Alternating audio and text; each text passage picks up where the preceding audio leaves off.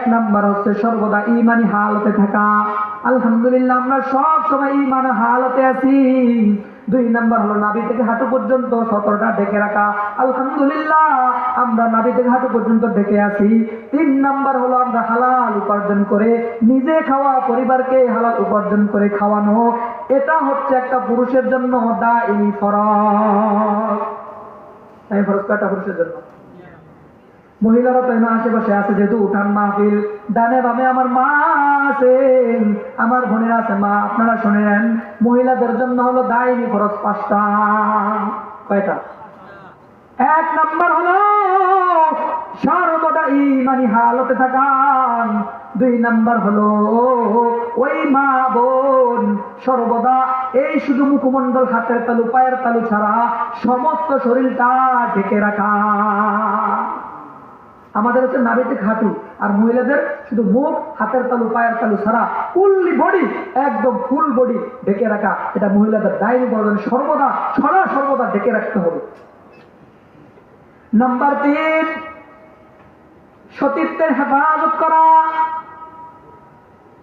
ও সরকামালদির মুসলমান, ও সরকামালদির মা, মনটা কান লাগায়া শোনো। তোমার 3 নাম্বার হলো সতীত্বের হেফাজত করা। তোমার সতীত্বের হেফাজত রাখতে পারলে, রাসূল বলেন যে ব্যক্তি তার নিজের সতীত্বের হেফাজত করলো, ওই ব্যক্তির জান্নাতের জিম্মাদার আমি হইয়া গেলাম।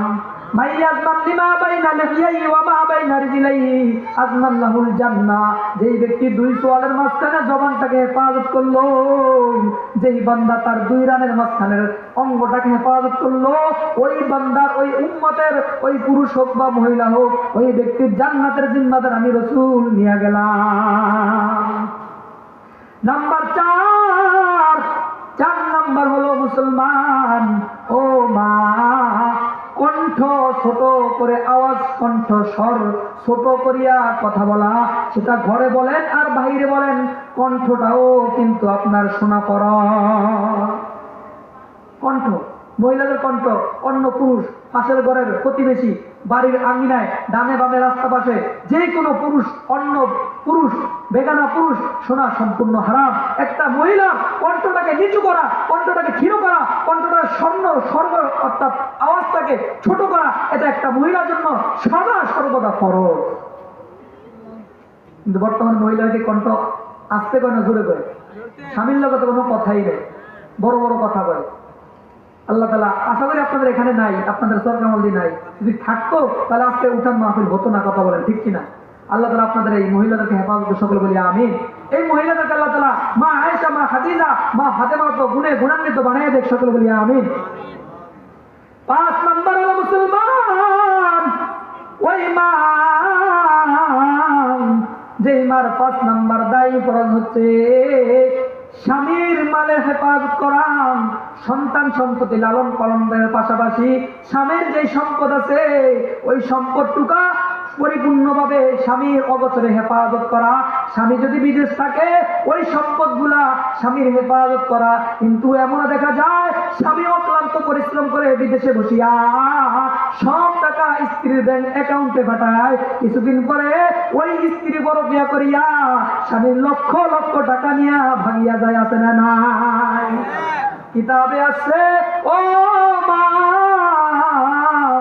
স্বামীর অনুমতি ছাড়া 1 টাকা খয়রাতি করা, দান করা, ফকিরকে দেওয়া, 1 মুষ্টি চাল ফকিরকে দেওয়াও স্বামীর অনুমতি ছাড়া নিষেধ। তাহলে বলে দান করা তো নিষেধ, বাবার বাড়ি দেওয়ার তো কোনো সুযোগই নাই।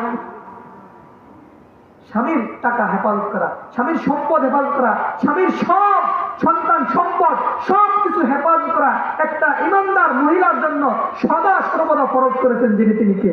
আল্লাহ। তাহলে পুরুষের দায়ী ফরজ জানলাম, মহিলাদের দায়ী ফরজ জানলাম। এবার আসেন সুন্নত।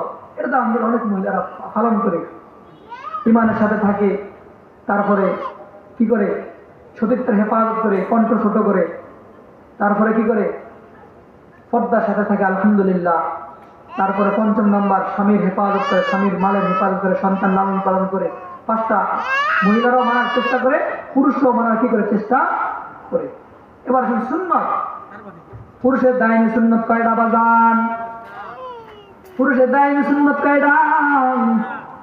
10টা পুরুষের দাইমি সুন্নত। 10টা সুন্নত মানতে হবে বাজান, কারণ এই দুনিয়া থেকে যাইলে আল্লাহ তাআলা কিন্তু ধরবে। এ বাজান, মনটা একটু নরম করে দেন বাজান। আমি যদি চোখটা খাটি, চোখটা খাটার পরে আমাকে গোসল দিবে, দাফন কাফন করাইবে, আমাকে সাদা কাপড়ে প্যাকেট করিয়া কবরে যখন রাখবে, বিসমিল্লাহি ওয়া আলা মিল্লাতি রাসূলিল্লাহ, আমাকে যখন দাফন কাফন করার পরে মাটি দিয়া মিনহা খালাকনাকুম ওয়া ফিহা নুঈদুকুম ওয়া মিনহা নুখরিজুকুম তারাতান উখরা, এইভাবে যখন মাটি চাপা দিয়া সব আত্মীয়স্বজন যখন চলে আসবে, তখন আমাকে আপনাকে ওই কবরের ভিতরেই কিন্তু বসাইবে। কথা বলেন ঠিক কিনা? কবরের ভিতরে বসাইবে কি বসাইবে? কিন্তু মুসলমান কবরে নামাজ নিয়ে যাইবেনি, যাওয়া যাবেনি, রোজা নিয়ে যাওয়া যাবেনি, নামাজ দেখা যায়নি। একটু কথা বলি, নামাজ দেখা যায়নি, ঈমান দেখা যায়নি, রোজা দেখা যায়নি, হজ দেখা যায়নি, যাকাত দেখা যায়নি, কোরআন দেখা যায়নি। না না, ও বাজান, ও সরকামন্দির মুসলমান, আল্লাহর দেওয়া ফরজ কোন বিধান তোমার সাথে দেখা যাইবে না, লেকিন রাসূলের সুন্নতগুলা তোমার সাথে যদি থাকে, ওই সুন্নতগুলা কিন্তু কবরে দেখা যাইবে। তুমি আমার, সবই আমার, আকাশ আমার, জমি আমার, তুমি আমার, সবই আমার, আকাশ আমার, জমি আমার, হারাই যদি তোমায় আমি, কপাল পোড়ার নেই কিছু আর, হারাই যদি তোমায় আমি, কপাল পোড়ার নেই কিছু আর। কথা বলেন ঠিক কিনা? মাটি করো না মাটির তরে তোমার মহৎ জীবনটারে, মাটি করো না মাটির তরে তোমার মহৎ জীবনটারে, জীবন যৌবন ভিলাও ভাই, জীবন দিয়েছেন তারপরে জীবন দিতেন কে?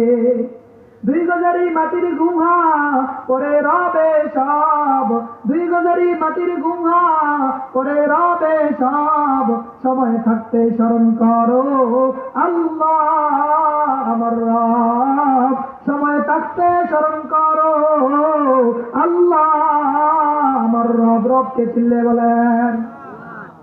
ও সরকামন্দির মুসলমান, ও বাজান, ও যুবক ভাই, কোরআন পড়িয়া দেখলাম, হাদিস পড়িয়া দেখলাম, মৃত্যুবরণ করা লাগবে বাজান, যে কোনো সময় মৃত্যুবরণ করা লাগবে, লেকিন কবরে যখন রাখবে, কবরে আমার নামাজ দেখা যাইবে না, কবরে আমার রোজা দেখা যাইবে না, কবরে আমার যাকাত দেওয়া যাবে না, কবরে আমার হজ দেখা যাইবে না, কবরে ফরজ বিধানগুলা দেখা যাইবে না, লেকিন রাসূলের সুন্নতগুলা কবরে দেখা যাবে। কি দেখা যাবে? রাসূলের সুন্নতগুলা কবরে দেখা যাবে, সুন্নতগুলা প্রেজেন্ট করা যাবে। লেকিন আচ্ছা বলেন তো, ফ্যাক্টরি দেখা যায় নাকি শোরুম দেখা যায়? সাধারণত শোরুম কি যায়? ফ্যাক্টরি মানে চিপা চাপা এক জায়গায় বানায়, কিন্তু ফ্যাক্টরি কি আপনাকে শহরে সদরে একদম সাথে দিবে? ফ্যাক্টরি দিবে চিপা চাপার ভিতরে, এখান থেকে বানায়া পিটায়া লালায়া সবকিছু করে প্যাকেটজাত করে সুন্দর করে তারপরে শোরুমে কি করবো, প্রেজেন্ট করবো, সবার সামনে সাজায় গোজায় রাখবে। ঠিক তদ্রুপ ফরজ বিধান দেখা যাবে না, ফরজ বিধান দেখা যাবে না, লেকিন সুন্নতগুলা কবরের ভিতরে দেখাই দিবেন তিনি কে? ঠিক মুসলমান, ফরজ পড়লাম, আগামীকাল শুক্রবার জুমাবার, তুমি জুমার জন্য ইমাম যখন খুতবার জন্য উঠবে, তুমি খুতবার সময় গেলাম, ইমাম যখন ডানে বামে সালাম ফিরাইলো, ডানে বামে সালাম ফিরাইতে দেরি, তুমি সবার ফার্স্ট লাস্টে আইসা, তুমি মসজিদ থেকে সবার ফার্স্টে বের হয়ে যাচ্ছে না নাই? সবার লাস্টে আসছে মসজিদে, আবার সবার ফার্স্টে বের হয়ে যায়, এমন মুসল্লি আছে না নাই? আপনাদের সরকামন্দি নাই, আমাদের ভোলা আছে। আপনাদের সরকারের মুসলমান অনেক ভালো ভালো বিদায়ী আজকে উঠান মাহফিল দিচ্ছে। কথা বলেন ঠিক কিনা? মুসলমান ও বাজান, কষ্ট করিয়া ফরজটা ফল্লারে বাজান, আর যদি 4টা মিনিট দিতাম, আর যদি 4টা মিনিট খরচ করতাম, 4 রাকাত সুন্নাত যদি পড়তে পারতাম, আল্লাহর হুকুম 2 রাকাত ফরজ করার কারণে আল্লাহ যেমন খুশি হয়ে গেছে, রসুলের দেওয়া সুন্নাত যদি পড়তে পারতাম, ওই রসুল কিন্তু তোমার জন্য খুশি হয়ে যাইতো। ও সরকার মন্দির মুসলমান, ফরজের পাশাপাশি মুসলমান দায়ী ফরজ তোমার 3টা, মহিলাদের দায়ী ফরজ হচ্ছে 5টা।